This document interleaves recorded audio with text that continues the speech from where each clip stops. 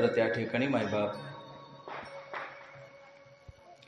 शौनक ऋषी घाबरले आणि सुतजींना प्रश्न केला की यामधून जर माणसाला वाचवायचं असेल, बाजूला जायचं असेल, तर काय करावं त्या व्यक्तीनं, येणाऱ्या कलियुगातल्या माणसाने काय करावं?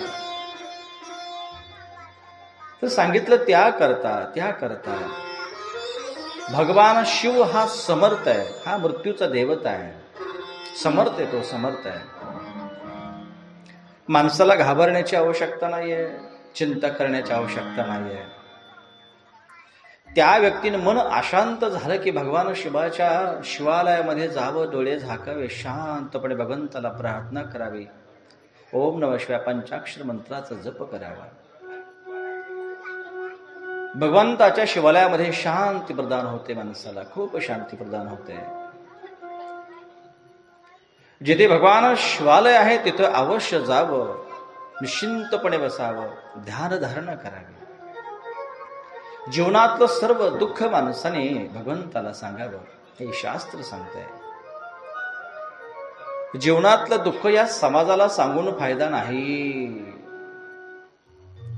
कोणाला कितीही दुःख सांगितलं तर हा समाज त्या ठिकाणी रडून ऐकतो, जगाला सांगत असताना हसून सांगतो. मायबाप लक्षात ठेवा, कितीही जीवनात दुःख जर प्रगट झालं आणि आलं तरी ह्या लोकाला दुःख सांगू नका, ह्या संसाराला दुःख सांगू नका.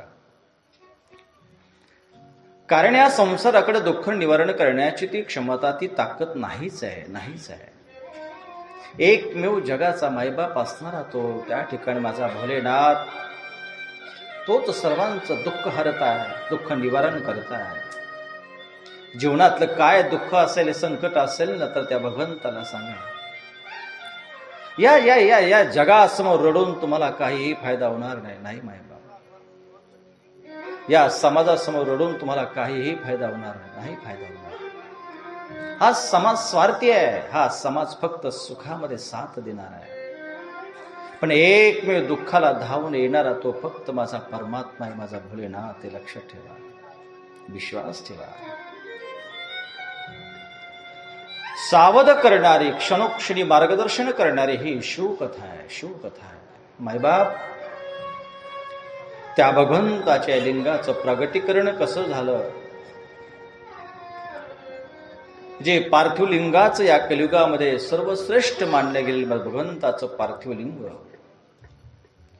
भगवंताचं हे लिंग कसं प्रगट झालं, कसं तयार झालं, ही कथा आम्हाला सांगा. श्री सुतजी महाराजांना अतिशय आनंद झाला. हे शौनका हो, पूर्वी हाच प्रश्न संत कुमाराने नंदिकेश्वरला केला होता.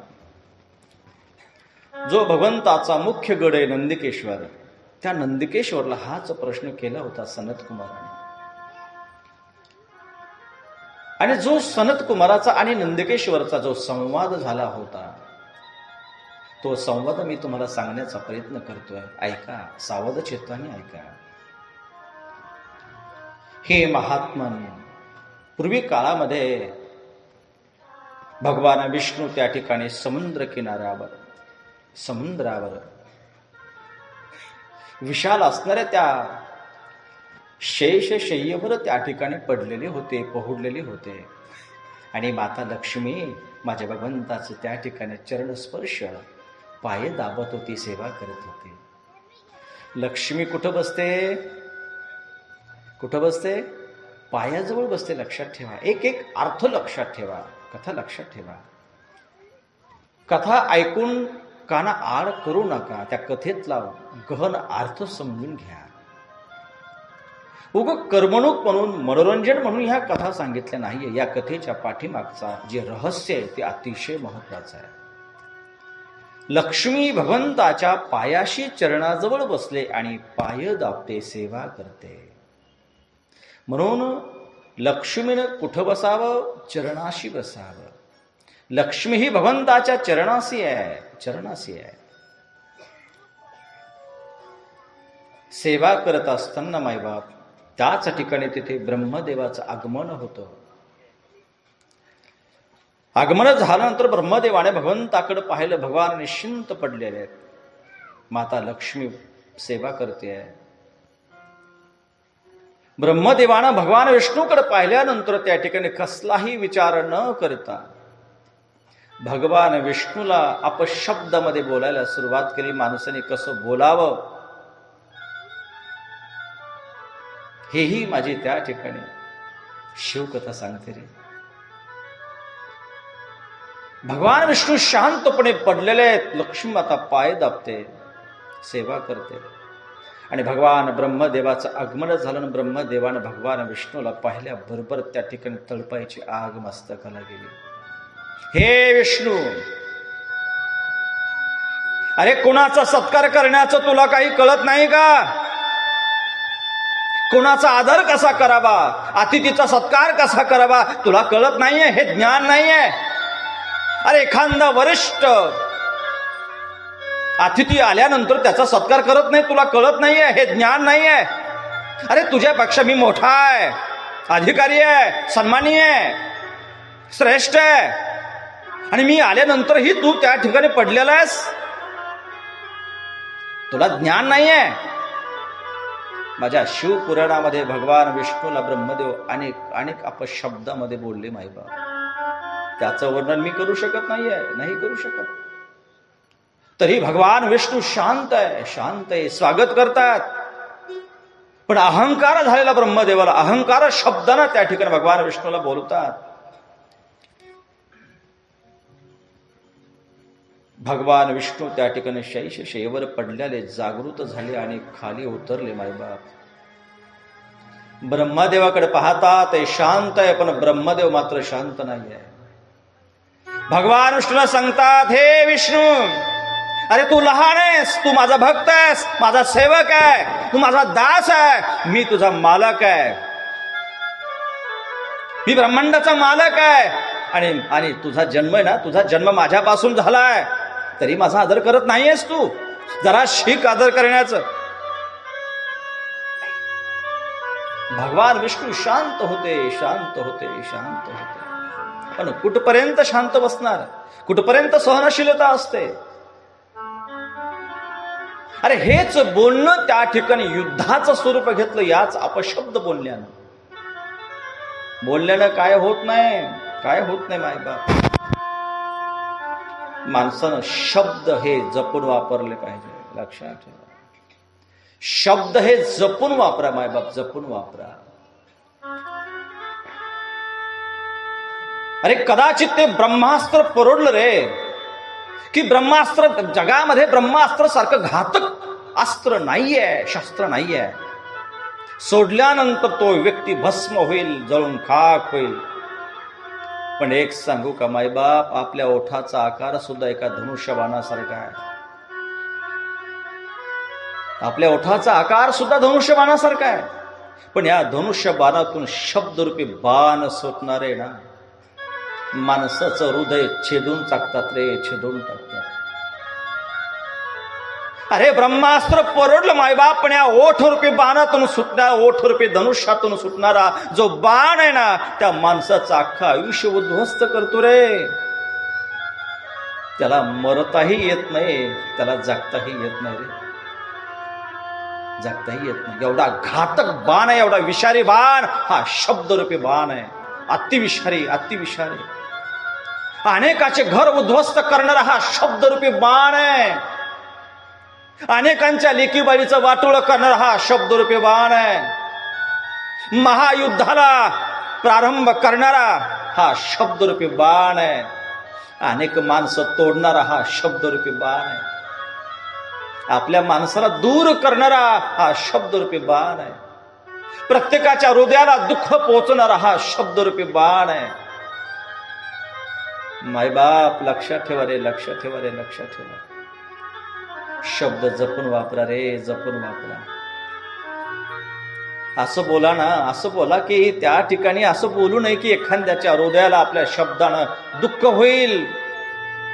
असं बोलू नका की एखाद्या लेकी बाळीचं वाटोळ होईल, संसार उद्ध्वस्त होईल. मायबाप असं बोलू नका की आपल्या शब्दाने एखाद्याच्या डोळ्याला पाणी येईल, एखाद्याला अत्यंत दुःख होईल. असं बोलू नका.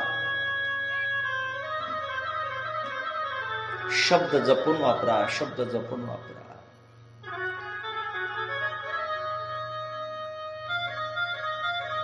शब्दाला प्राधान्य दिलं पाहिजे, अत्यंत प्राधान्य दिलं पाहिजे.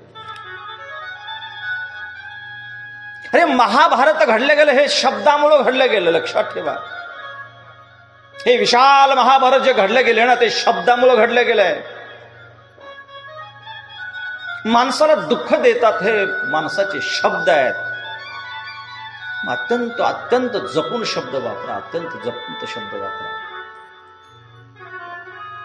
जीवन जगत असताना माणसाने किती बोलावं, काय बोलावं याचं ज्ञान असणं हे अत्यंत महत्वाचं आहे. कधीतरी जनरल नॉलेज सारखं वागण्याचा प्रयत्न करा, त्याचा अभ्यास करा. कुठं काय बोलावं, कसं बोलावं, कोणाला काय बोलावं. शब्द अत्यंत महत्वाचे आहे. या शब्दानं ब्रह्मदेवाच्या आणि विष्णूच्या शब्दानं त्या ठिकाणी अपशब्दानं युद्धाचं त्या ठिकाणी स्वरूप धारण केलं मायबाप. आणि अत्यंत महाघनघोर युद्ध ब्रह्माचं आणि विष्णूचं तयार झालं. घनघोर युद्ध सुरू झालं. एकमेकावर बाणाचा वर्षाव करत त्या ठिकाणी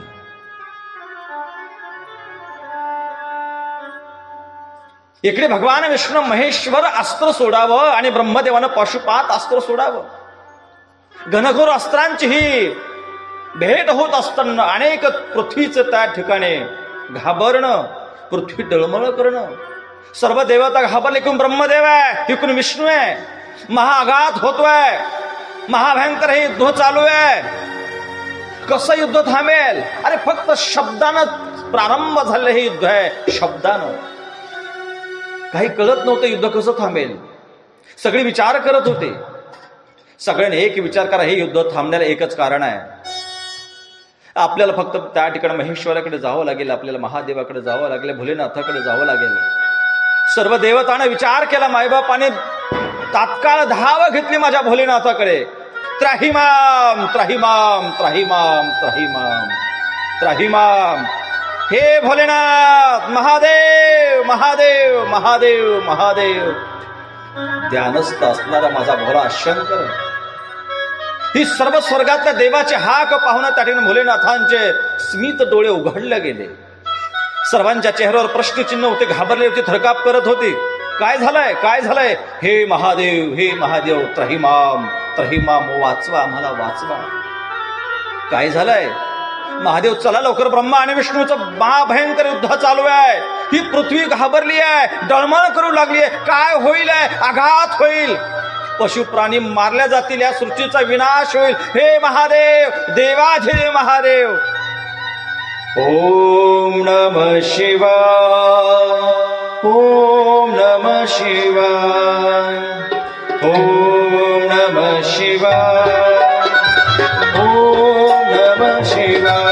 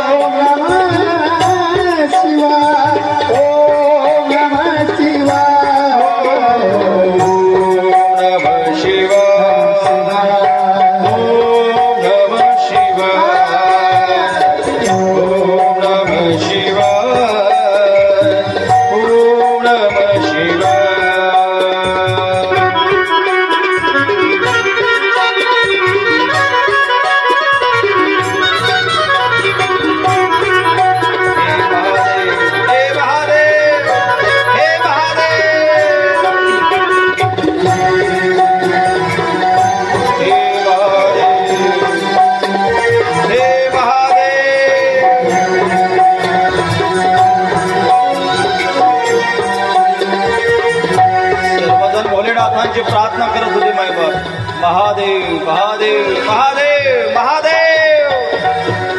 सर्व देवता भगवान शंकराकडे हात जोडून भाय. माझा भोलेनाथ कैलासावर एका शेळीवर बसलेला आहे.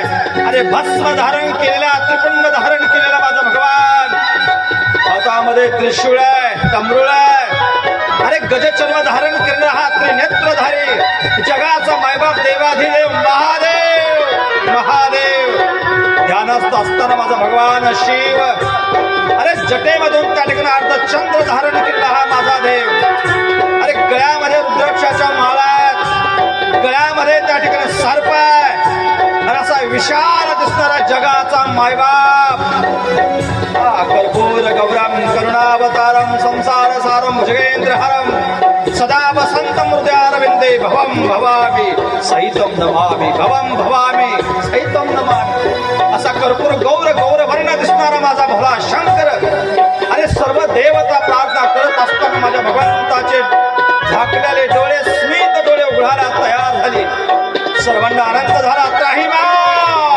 त्राहिमाम हे महादेव महादेव महादेव.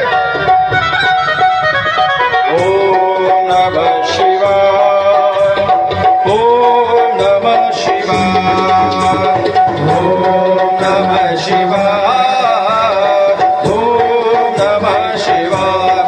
भगवान शंकर त्या ठिकाणी ही हाक भगवान शंकराच्या कानावर पडते. सर्वजण प्रत्यक्ष करतात. महादेव त्राहिमाम जागी व्हा जागी व्हा जागी व्हा जागी व्हा.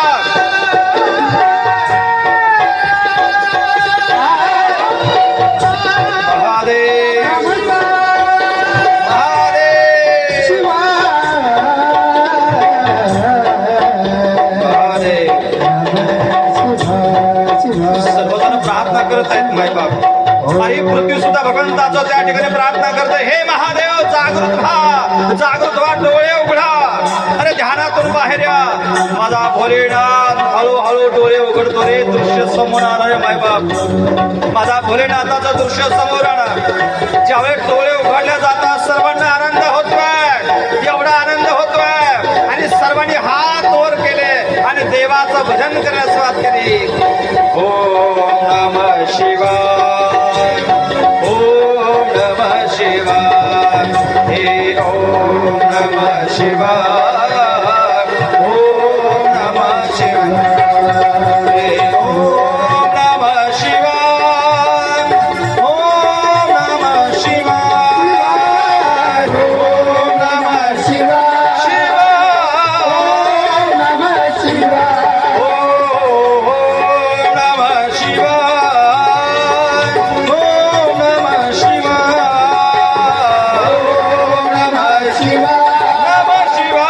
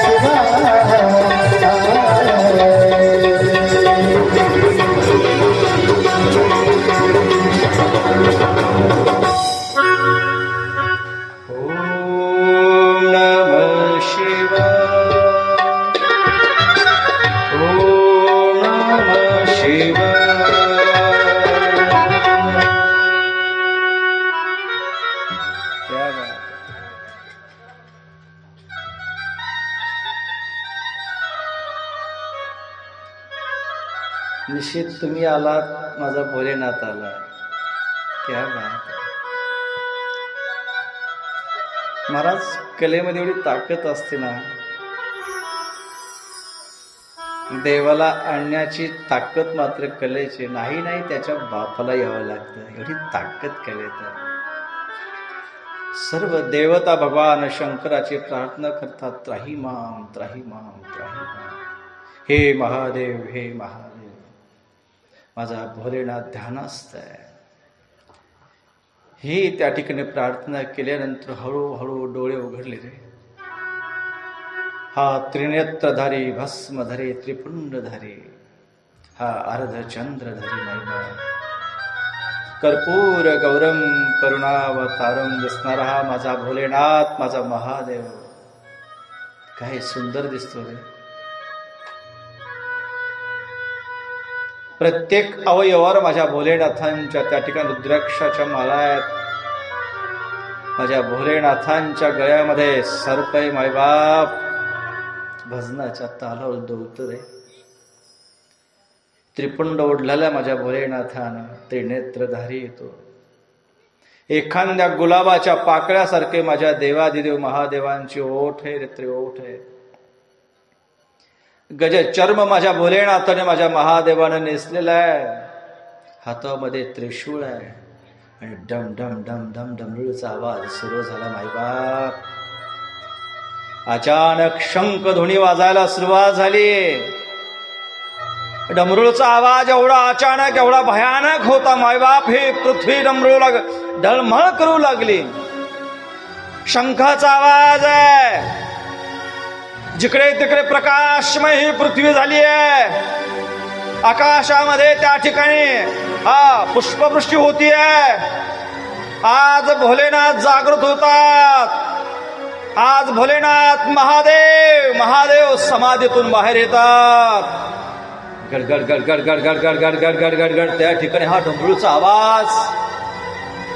अचानक शंखध्वनी होतीये. एवढी महाभयंकर शंखध्वनी मायबाप, एवढी महाभयंकर शंखध्वनी आहे.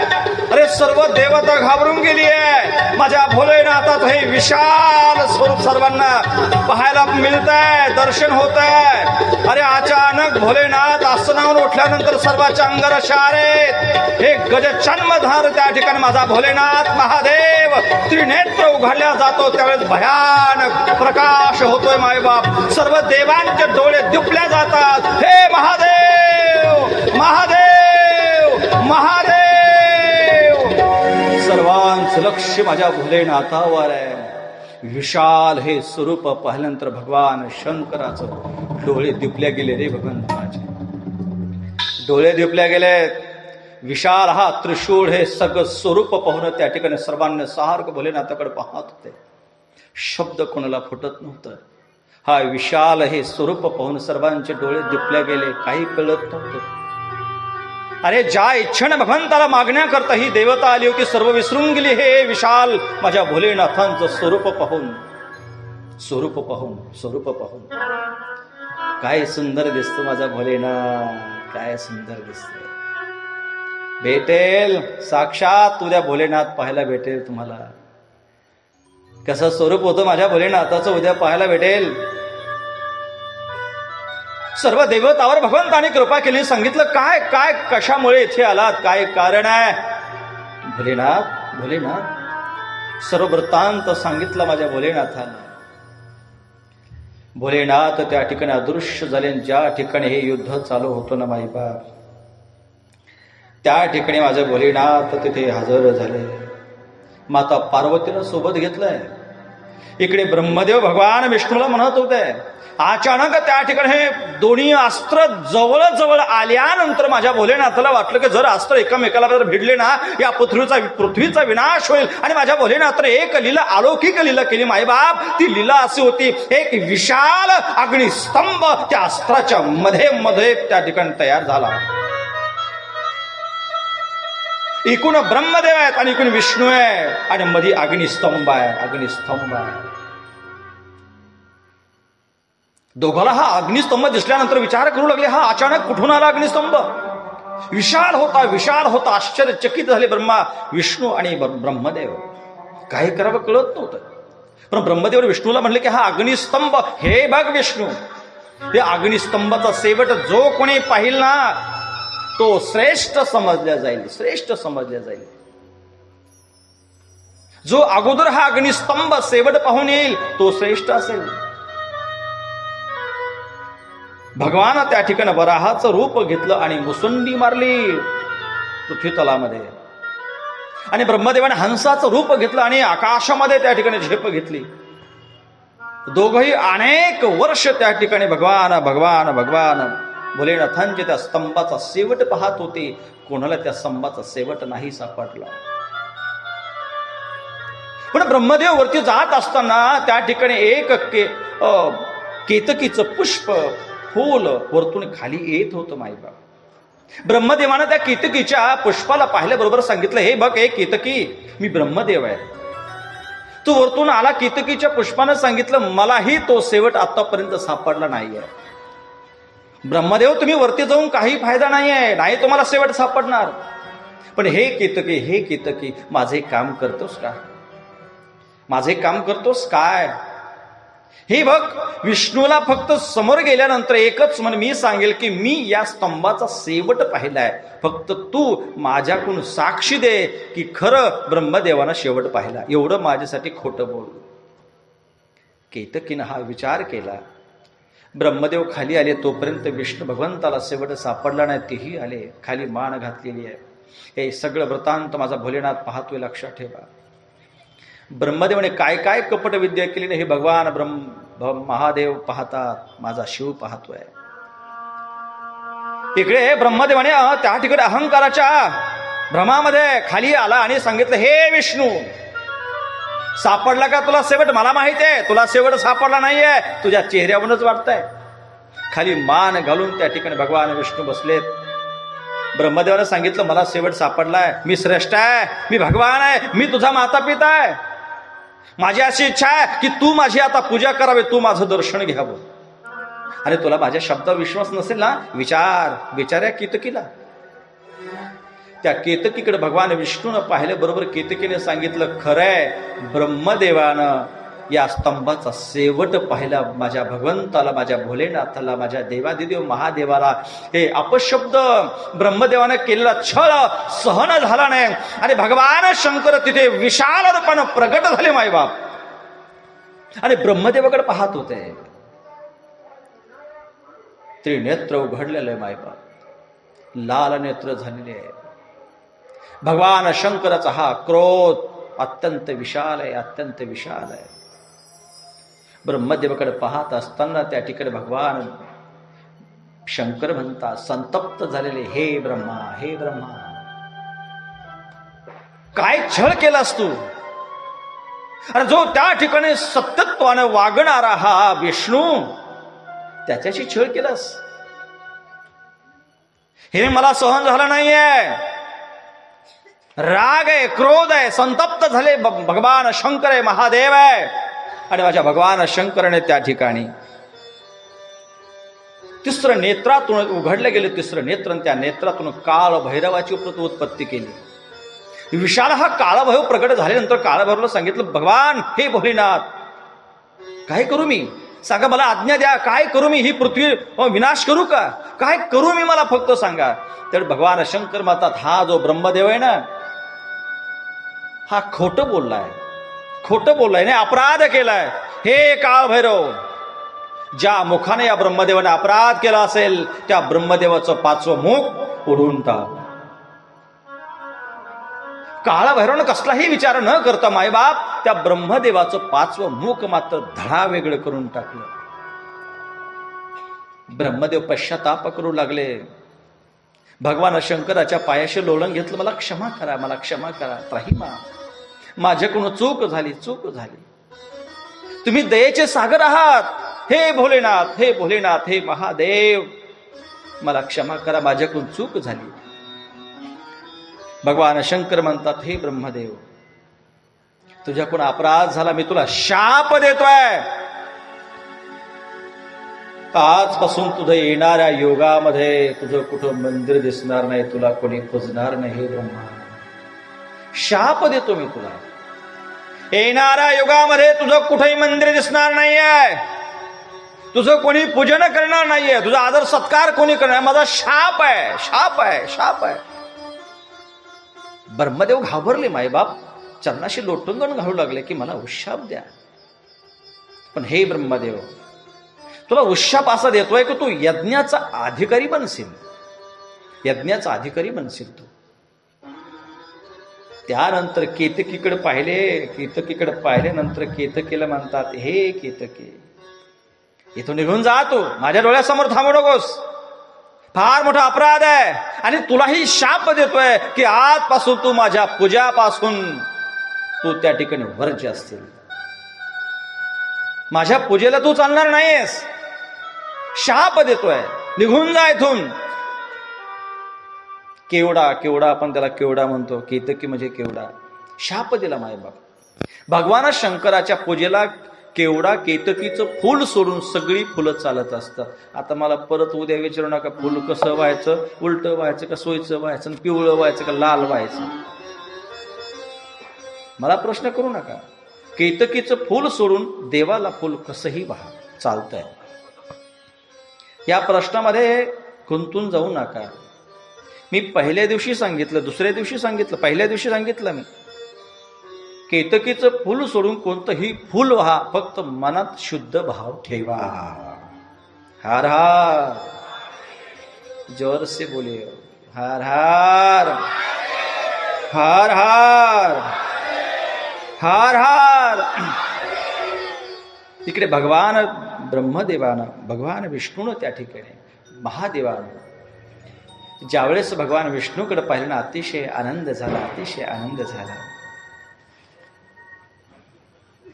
आणि भगवान विष्णूला सांगतात, हे विष्णू, तू अतिशय माझा प्रिय भक्त होशील, अतिशय प्रिय, अतिशय प्रिय, अतिशय प्रिय. आणि येणाऱ्या युगामध्ये मला तू अतिशय आवडीचा राहशील. जो कोणी तुझी पूजा करेल ना, ती माझी पूजा आहे, ती माझी पूजा आहे. जो तुझ्यावर जास्त प्रेम करेल, पूजा करेल, भक्ती तुझी करेल, ती भक्ती माझीच होईल. हरिहरा भेद नका करू वाद. नमो निष्कल रूपा, नमो निष्कल तेजसे, नमः सकलनाथाय, नमस्ते सकलात्मने, नमस्ते सकलात्मने. हर हर. जरा जोरात म्हणा, हर हर.